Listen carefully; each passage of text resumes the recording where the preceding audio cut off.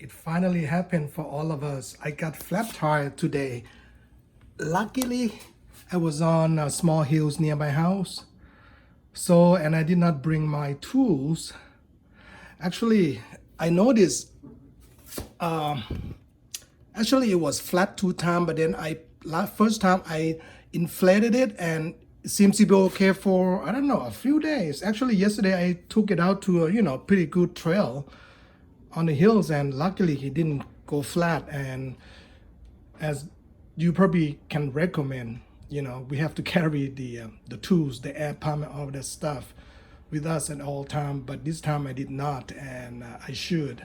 So anyway, the good lesson. Luckily, I was not too far from home, so I kept riding it. What I did, I leaned forward and I go very slowly on my e-bike here, and finally got it home. I thought I'm gonna have to like walk it home, which probably gonna take, I don't know, 45 minutes or so. But again, I'm gonna have to learn how to fix the flat tire, tire.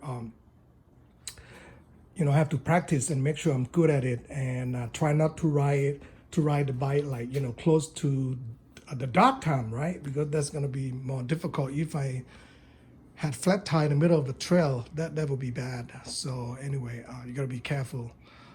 Anyway, just my first flat tire. I'm gonna have to fix it somehow here. So probably the inner tube kind of got puncture or something like that. Gonna be a little tricky with the motor there. So I'll probably make some video on how to replace it. I'm gonna inspect the tire, the outside tire here, and then probably gonna just replace the inner tube and see how it goes. Anyway, thanks for watching, and fortunately I was not too far from home, and I kept riding it home, so it wasn't too bad. Again, thanks for watching, and be careful out there and get ready to and learn how to fix flat tire. That will be very, very important.